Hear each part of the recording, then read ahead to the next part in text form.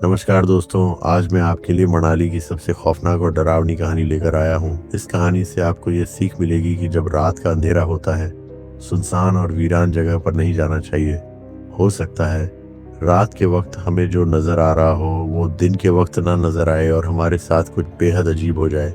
अगर आपको ऐसी सच्ची डरावनी कहानियाँ सुनना पसंद है तो अभी इसी वक्त चैनल को सब्सक्राइब कर लो, क्योंकि आज की ये कहानी मनाली की सबसे खौफनाक सच्ची घटना है।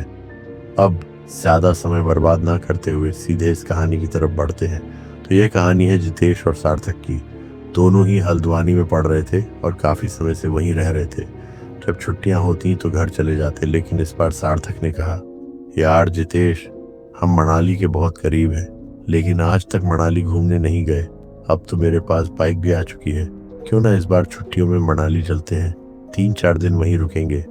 जितेश को भी आइडिया पसंद आ गया। बजट प्लान हुआ और तय हुआ कि इस बार घर नहीं मनाली ट्रिप होगी।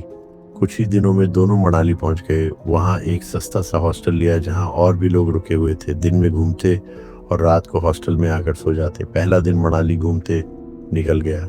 दूसरे दिन उन्होंने वहीं से सनसेट देखा। शाम हो चुकी थी, अंधेरा धीरे धीरे बढ़ रहा था। तभी सार्थक बोला, यार एक जगह जाना रह गया है। मनाली के पास ही भवाली है, वहाँ मेरे रिश्तेदार रहते हैं, जल्दी जाकर आ जाते हैं। जितेश ने कहा, चल यार, ज्यादा दूर नहीं है, 1 घंटे में आ जाएंगे, बाइक मैं चला लूंगा, धीरे।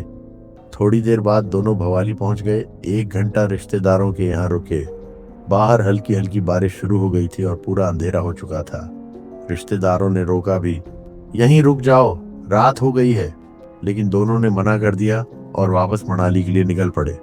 अब बाइक पाइंस के जंगल के बीच से गुजर रही थी। अचानक एक मोड़ पर बाइक झटके से रुक गई, जैसे किसी ने ब्रेक मार दी हो।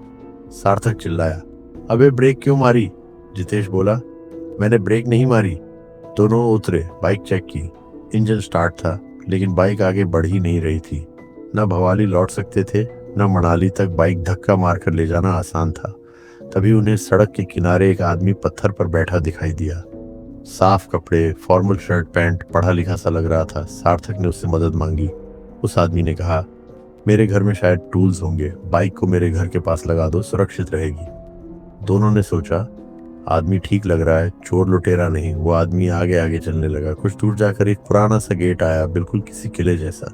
उसने कहा, यहीं बाइक लगा दो, मैं अंदर से टूल्स लेकर आता हूँ। 5 मिनट बीत गए, 10 मिनट। सार्थक घबरा गया। दोनों अंदर गए। अंदर का नज़ारा देखकर उनके होश उड़ गए। वहां कई लोग खड़े थे, कुछ आर्मी की वर्दी में, कुछ विदेशी चेहरे। सबके चेहरे बिल्कुल जड़, बिना किसी भाव के। एक आदमी बोला, तुम यहाँ क्यों आए हो? जब उन्होंने उस आदमी का जिक्र किया जो टूल्स लेने गया था, तो जवाब मिला, यहाँ किसी का घर नहीं है। फिर जो उसने कहा वही असली डर था। वो बोला, वो सामने मेरी कब्र है, मैं वहीं रहता हूँ। जितेश और सार्थक के पैरों तले जमीन खिसक गई। फिर उसने शांत आवाज में कहा, मैं जिंदा नहीं हूँ, मैं भूल जाता हूँ, लेकिन कब्र के पास आते ही सब याद आ जाता है। इतना सुनते ही दोनों जान बचाकर भागे। पीछे मुड़कर देखा तो सारे लोग जड़ खड़े थे। बाइक वहीं छूट गई। किसी तरह दोनों भागते भागते मनाली पहुंचे और रात हॉस्टल में काटी। अगले दिन टैक्सी लेकर वापस गए। दिन के उजाले में पता चला वो जगह एक बहुत पुराना अंग्रेजों के जमाने का कब्रिस्तान था, एक वॉर मेमोरियल।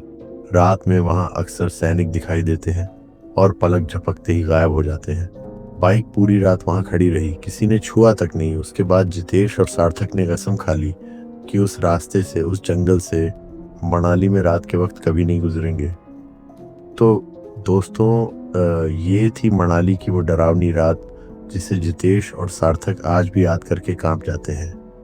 अब आप बताइए, अगर आप उनकी जगह होते तो क्या उस कब्रिस्तान के अंदर बाइक लगाने की हिम्मत कर पाते? कमेंट में ज़रूर बताइए। और ऐसी ही सच्ची, रोंगटे खड़े कर देने वाली कहानियों के लिए चैनल को अभी सब्सक्राइब कर लीजिए, क्योंकि यहाँ हर कहानी सिर्फ कहानी नहीं होती, कुछ घटनाएं आज भी उसी अंधेरे में जिंदा हैं। अगली वीडियो में फिर मुलाकात होगी, लेकिन याद रखना, अंधेरे से बचकर रहना।